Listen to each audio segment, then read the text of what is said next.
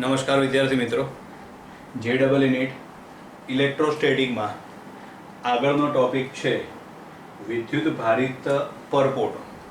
આમ તો પરપોટાની થિયરી આપણે 11th ભણી ગયા છીએ. 11th બરાબર.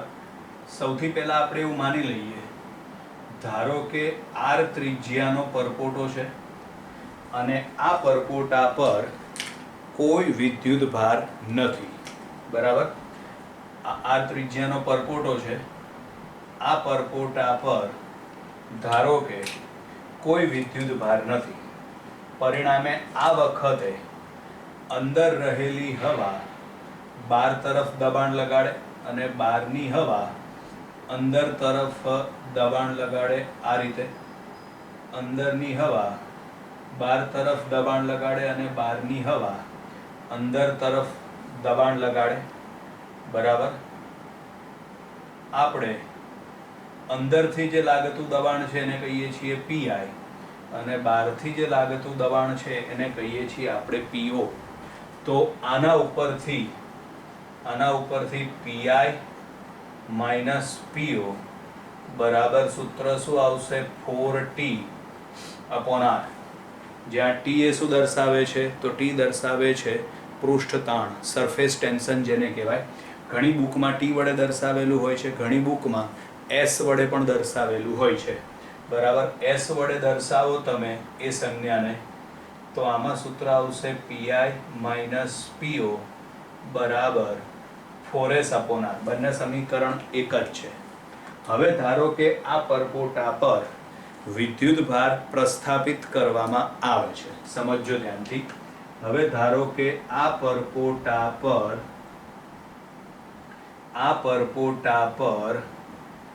વિદ્યુત ભાર પ્રસ્થાપિત કરવામાં આવે છે. પરપોટા પર વિદ્યુત ભાર પ્રસ્થાપિત કરવામાં આવે છે.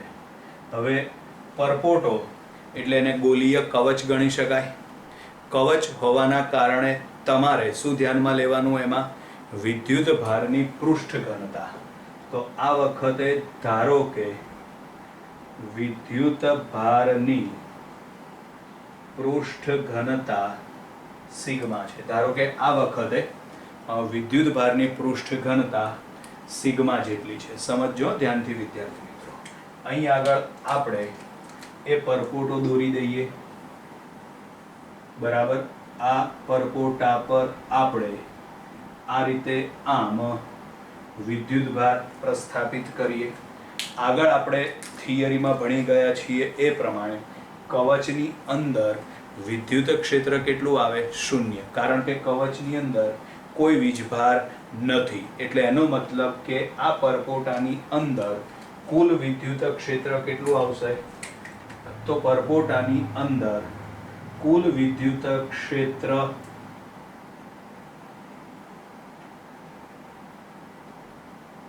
પરપોટાની અંદર કુલ વિદ્યુત ક્ષેત્ર 0 આવશે. બરાબર છે. અને સપાટી પર વિદ્યુત ક્ષેત્ર કેટલું આવશે?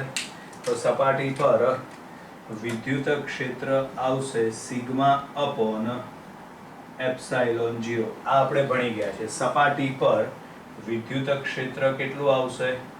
તો સપાટી પર વિદ્યુત ક્ષેત્ર આવશે સિગ્મા અપોન એપ્સાઇલોન 0. હવે આ થિયરીને સમજવા માટે આ જે પરપોટો છે એનો એક નાનો ભાગ આપણે કાપીને અલગથી વિચારીએ.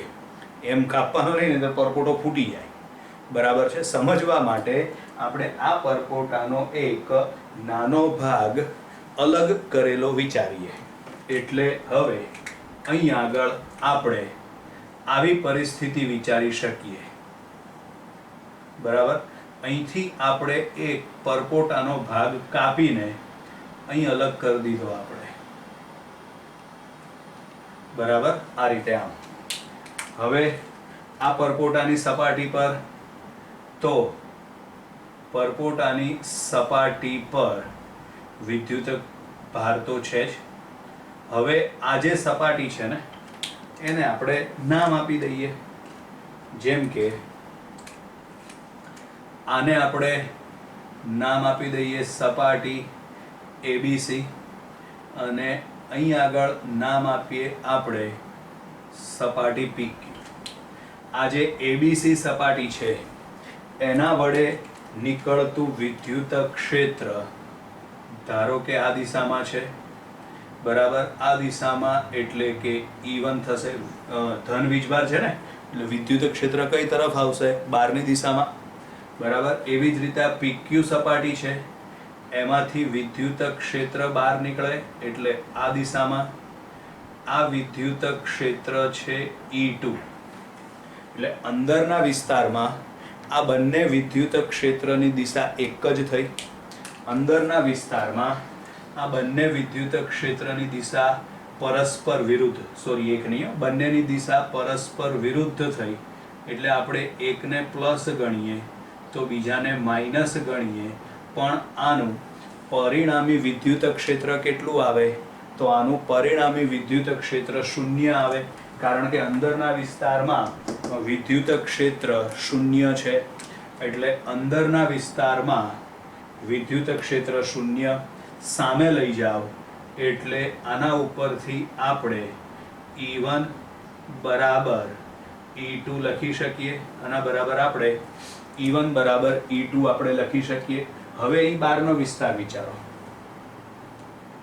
ચલો, તો એ બહારના વિસ્તાર માટે વિચારો તો આ જે ABC ભાગ છે એના વડે ઉદ્ભવતું વિદ્યુત ક્ષેત્ર આ દિશામાં અને આ વિદ્યુત ક્ષેત્ર છે E1.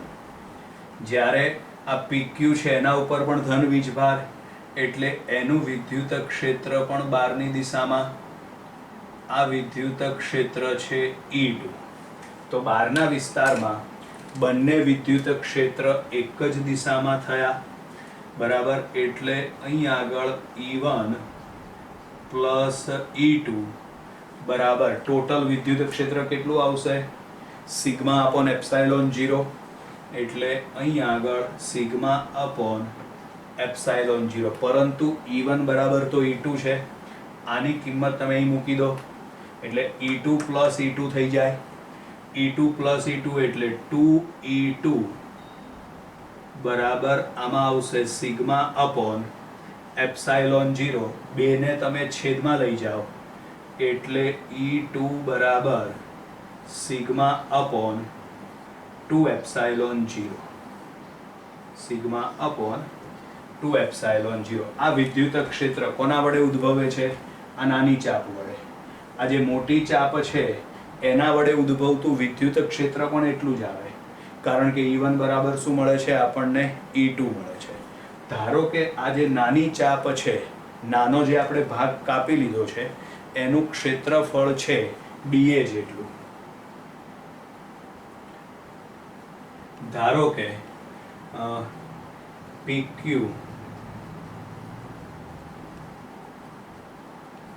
ભાગનું ક્ષેત્રફળ dA જેટલું છે તો તેના પરનો વિદ્યુત ભાર કેટલો આવશે? તો એના ઉપરનો વિદ્યુત ભાર શોધવા માટે પૃષ્ઠ ઘનતા કેટલી છે? સિગ્મા. સિગ્મા બરાબર Q અપોન A લખાય. તો અહીં આગળ પરંતુ સિગ્મા બરાબર dQ અપોન dA લખાશે. આ dA ને તમે સામે લઈ જાઓ તો માટે dQ બરાબર સિગ્મા ઇન્ટુ dA થશે. આ વિદ્યુત ભાર કોના પર આવ્યો? તો આ વિદ્યુત ભાર આ ભાગ ઉપર મળ્યો. ચલો, આ વિદ્યુત ભાર છે અને આ વિદ્યુત ક્ષેત્ર છે, તો એનો મતલબ એમ થાય કે એના ઉપર બળ લાગશે, બરાબર છે. આ વિદ્યુત ભાર છે એના વિદ્યુત ક્ષેત્ર છે, તો આ જે PQ ભાગ છે તેના પર લાગતું બળ, PQ ભાગ પર લાગતું બળ આપણે લખીએ તો DF બરાબર શું લખાય? તો DF બરાબર Q ઇન્ટુ E.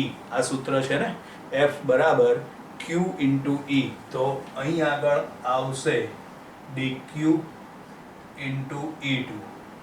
ચલો, આમાં તમે DQ અને E2 ની કિંમત લખી નાખો તો DQ ના બદલે લખાશે સિગ્મા ઇન્ટુ dA અને E2 ના બદલે લખાશે સિગ્મા અપોન 2 એપ્સાઇલોન 0.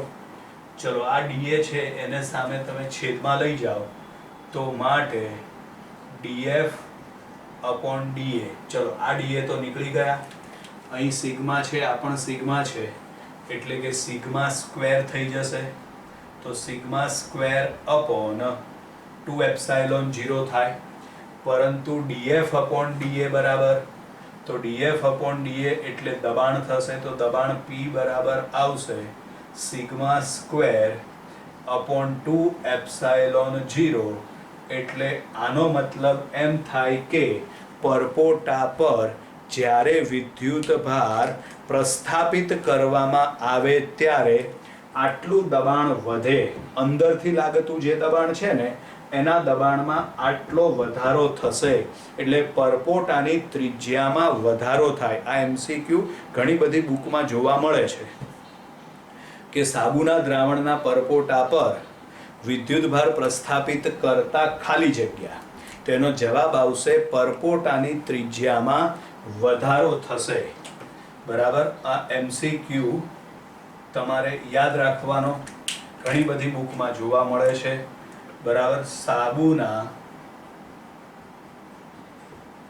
સાબુના દ્રાવણના પરપોટા પર વિદ્યુત ભાર પ્રસ્થાપિત કરતા. બરાબર. તો જવાબ એનો આવશે પ્રસ્થાપિત કરતા ત્રિજ્યામાં વધારો થાય છે. બરાબર. હવે સમજો, ફરીથી આપણે આકૃતિ દોરીએ એક. બરાબર. ચલો, આમ પરપોટો ગોળ હોય પણ હવે આમાં ગોળ તો મારે ક્યાં દોરવું, ફરીથી ટ્રાય મારીએ ને. તો ધ્યાન દે. થયું ગોળ? નથી થયું. ચાલશે ને? ચાલશે. નહીં ચાલે, મનની મજા આવી.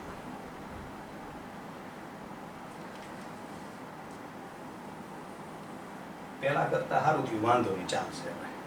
બરાબર. હવે સમજો, આમાં અંદરથી લાગતું દબાણ, તો અંદરથી લાગતું દબાણ PI, બહારથી લાગતું દબાણ, તો બહારથી લાગતું દબાણ આવશે PO. હવે તમે આના ઉપર આ રીતે આમ વિદ્યુત ભાર પ્રસ્થાપિત કરો તો અંદરથી બહાર તરફ લાગતું દબાણ વધે, આટલું વધે. એટલે આ બીજું દબાણ આવશે સિગ્મા સ્ક્વેર અપોન 2 એપ્સાઇલોન 0. તો બોલો હવે સૂત્ર શું આવશે? તો હવે આના માટે સૂત્ર લખવાનું થાય PI plus sigma square upon 2 epsilon 0 minus PO બરાબર 4T અપોન R. ટપ્પી પડી? જો વિદ્યુતભાર નથી તો તમારી પાસે આ સૂત્ર છે, પણ તમે વિદ્યુતભાર પ્રસ્થાપિત કરો તો આપણે ગણતરી કરી એ પ્રમાણે અંદરથી જે દબાણ લાગે છે એમાં વધારો થાય છે. કેટલો વધારો થાય છે? Sigma square upon 2 epsilon 0. એટલે હવે ટોટલ દબાણ તમારે ધ્યાનમાં લેવું પડે. તો ટોટલ દબાણ આવશે PI plus sigma square upon 2 epsilon 0. હવે આ સિગ્મા સ્ક્વેર અપોન 2 એપ્સાઇલોન 0 ને તમે સામે લઈ જાઓ તો અહીં આગળ હવે સૂત્ર બનશે PI માઇનસ PO બરાબર 4T upon R minus sigma square upon 2 epsilon 0. આ સૂત્ર બની જાય. હવે માની લો કે અંદર અને બહારથી જે હવાનું દબાણ લાગે છે ને એ સરખું છે. બરાબર. આ એનું વ્યાપક સૂત્ર આવી ગયું. એટલે કોઈ પણ થિયરી હોય આમાંથી કોઈ પણ પ્રકારનો MCQ પૂછે એટલે આ સૂત્ર યાદ રાખવાનું થાય. ડાયરેક્ટ જ આપણે સૂત્રો જ યાદ રાખવાના, ગણતરી યાદ રાખવાની બહુ જરૂર નથી, પણ એનો થિયરીનો કોન્સેપ્ટ યાદ રાખવો પડે. બરાબર. આ સૂત્ર ડાયરેક્ટ આવડે તોય ચાલે, કારણ કે અડધું તો છે જ. સમજો, PI માઇનસ PO બરાબર 4T અપોન R, આટલું તો યાદ છે જ આપણને. ખાલી બીજું વધારાનું કયું પદ યાદ રાખવાનું છે? Minus sigma square upon 2 epsilon 0. શું યાદ રાખવાનું છે વધારાનું? Minus sigma square upon 2 epsilon 0 યાદ રાખવાનું છે આપણે. બરાબર. હવે આપણે માની લઈએ કે અંદરથી અને બહારથી હવાનું જે દબાણ લાગે છે ને સરખું છે. હવે એના ખાસ કિસ્સા જોવાના, સ્પેશિયલ કેસ.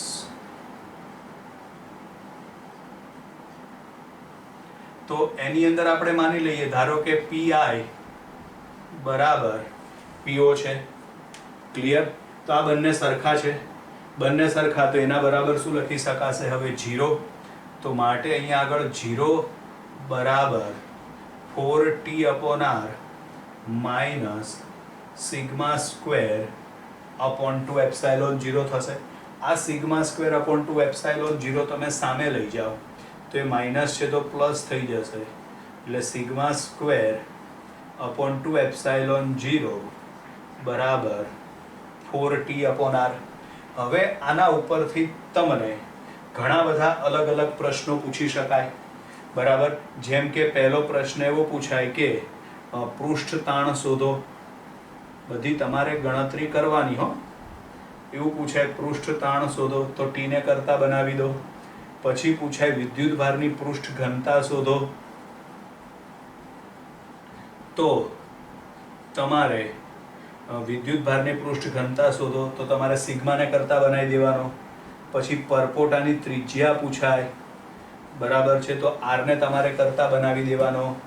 બરાબર? પછી ચોથું છે પરપોટા પરનો વિદ્યુત ભાર પૂછાય, q પૂછાય તો તમારે સિગ્માના બદલે શું લખવાનું થશે? q upon a. બરાબર છે? એટલે અહીં આગળ માનો કે જો વિદ્યુત ભાર પૂછાય તો આ જે સમીકરણ છે એમાં સિગ્માના બદલે શું લખવું પડે તમારે? q upon a. a એટલે સપાટીનું ક્ષેત્રફળ, ત્રિજ્યા છે r, પરિણામે સપાટીનું ક્ષેત્રફળ થશે 4 પાઈ r સ્ક્વેર. એમાંય પાછો વર્ગ કરીને મૂકવાનું છે. બરાબર? એટલે અહીં આગળ આવશે q સ્ક્વેર, એનો વર્ગ કરો એટલે 4 નો વર્ગ થશે 16, 4 પાઈ r સ્ક્વેર એટલે પાઈ સ્ક્વેર અને r ની કેટલી ઘાત આવશે? 4 ઘાત. બરાબર? ઇન્ટુ અહીં આગળ આવશે 2 એપ્સાઇલોન 0 બરાબર અહીં આગળ આવશે 4t અને છેદમાં આવશે r. બરાબર? તો હવે અહીં આગળ 16 દુ 32, 32 અહીં સામે જશે અને q શોધવાના છે એટલે તમે q ને કરતા બનાવી દો એટલે તમને વિદ્યુત ભાર q ની કિંમત મળી જશે. એટલે કે આમ તમને કોઈ પણ વસ્તુ પૂછાઈ હોય તો એનો જવાબ ગોતતા આવડે. આ એનું વ્યાપક સમીકરણ છે. જો બંને દબાણ સરખા હોય તો આ સૂત્ર યાદ રાખવાનું થાય તમારે. બરાબર છે વિદ્યાર્થી મિત્રો? અહીં આગળ વિદ્યુત ભારિત પરપોટા વાળો ટોપિક પૂર્ણ થયો. Bye bye.